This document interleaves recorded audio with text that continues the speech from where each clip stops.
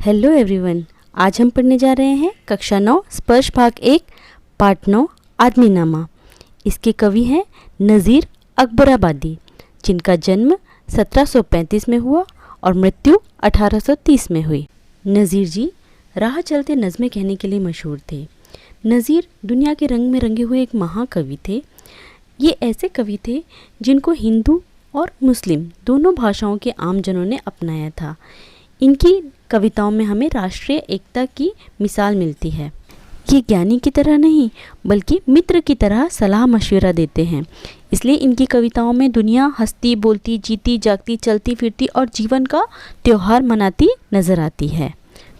इस कविता में नज़ीर जी ने कुदरत के जो सबसे नायाब बिरादर रेयर फ्रेटर्निटी दुर्लभ जाति यानी कि आदमी को आईना दिखाते हुए उसकी अच्छाइयों सीमाओं और संभावनाओं से परिचित कराया है और इस संसार को और भी सुंदर बनाने के संकेत भी दिए हैं। तो चलिए शुरू करते हैं हमारी कविता आदमीनामा। हमने ज़्यादातर भक्ति युग के कवियों की कविताएं पढ़ी है जिन्होंने ब्रजभाषा, खड़ी बोली और अवधी का प्रयोग किया है। तो ये भाषाएं हिंदी भाषा से बहुत ज़्यादा मिलती जुलती है, इसलिए हमें आसानी से समझ में आती है। लेकिन इस कविता में उर्दू भाषा का प्रयोग किया गया है, इसलिए यदि इन शब्दों के अर्थ आप जान लेते हैं तो कविता के अर्थ आप आसानी से समझ सकते हैं। कवि कहते हैं, दुनिया में बादशाह है सो है वह भी आदमी, और मुफलिस ओ गधा है सो है वो भी आदमी। जरदार बेनवा है सो है वो भी आदमी। नियमत जो खा रहा है सो है वो भी आदमी। टुकड़े चबा रहा है सो है वो भी आदमी। तो यहाँ कवि कह रहे हैं कि दुनिया में बादशाह है मीन्स जो राजा है वह भी आदमी है, और मुफलिस और गधा है। मुफलिस मीन्स निर्धन, गधा मीन्स भिखारी। तो जो निर्धन है भिखारी है वह भी आदमी है। मतलब दुनिया में तरह तरह के आदमी होते हैं, चाहे कोई राजा हो कोई आम इंसान हो, सभी आदमी ही हैं। अलग अलग आदमियों की अलग अलग जिम्मेदारियां होती है। कवि आगे कहते हैं, जरदार बेनवा है सो है वो भी आदमी। जरदार मीन्स दौलतमंद धनी, बेनवा मीन्स कमज़ोर। तो धनवान हो या कमज़ोर हो सभी आदमी ही हैं। आगे कवि कहते हैं कि नियमत जो खा रहा है सो है वो भी आदमी। जो नियमत मीन्स स्वादिष्ट भोजन खा रहा है वह भी आदमी ही है। टुकड़े जो चबा रहा है मीन्स जो सूखे टुकड़े खा रहा है वह भी आदमी ही है। तो कवि यहाँ ये कहना चाहते हैं कि अलग अलग आदमी अलग अलग काम करते हैं, अलग अलग तरह से व्यवहार करते हैं और सभी के अलग अलग गुण होते हैं और इनकी जिम्मेदारियां भी अलग अलग होती है। आगे कवि कहते हैं कि मस्जिद भी आदमी ने बनाई है या मियाँ, बनते हैं आदमी ही इमाम और खुद बाख्वां। पढ़ते हैं आदमी ही कुरान और नमाजियाँ, और आदमी ही उनकी चुराते हैं जूतियाँ। जो उनको ताड़ता है सो है वो भी आदमी। तो यहाँ कवि आदमी को आईना दिखाते हुए कहते हैं कि जिसने मस्जिद बनाई है वह भी आदमी ही है। नमाज और कुरान को बनाने वाले भी आदमी ही हैं, और उस मस्जिद में जो नमाज पढ़ने जाता है और पढ़वाने वाले भी आदमी ही हैं। इमाम मीन्स नमाज पढ़ने वाला, खुद बाख्वा कुरान शरीफ का अर्थ बताने वाला। तो पढ़ते हैं आदमी ही कुरान और नमाजियाँ, आदमी ही हैं जो कुरान और नमाज पढ़ते हैं, और आदमी ही हैं उनकी चुराते हैं जूतियाँ। मीन्स मस्जिद के बाहर से जूते चुराने वाला भी आदमी ही है।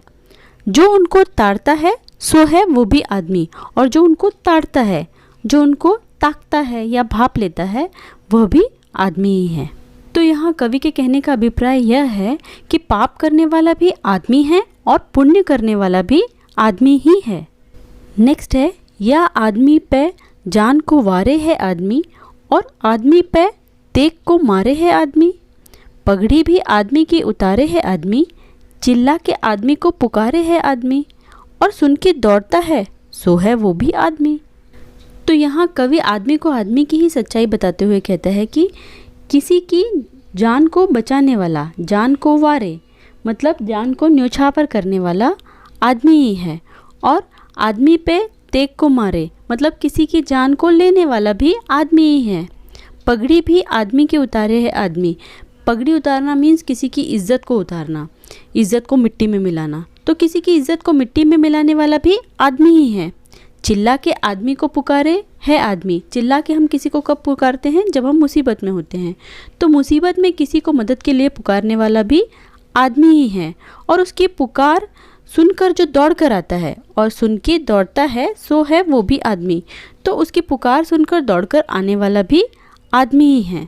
तो कवि के कहने का तात्पर्य यह है कि यदि आदमी किसी को मुसीबत में डालने वाला है तो उस मुसीबत में पड़े हुए आदमी को बचाने वाला भी कोई आदमी ही होता है।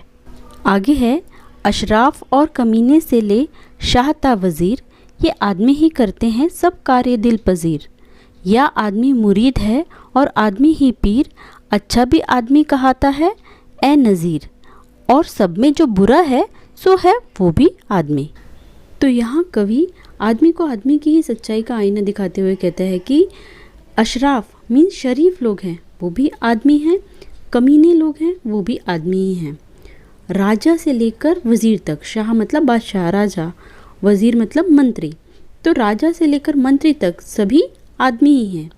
कवि आगे कहता है कि वह आदमी ही है जो किसी दूसरे आदमी के दिल को खुश करने वाला काम करता है।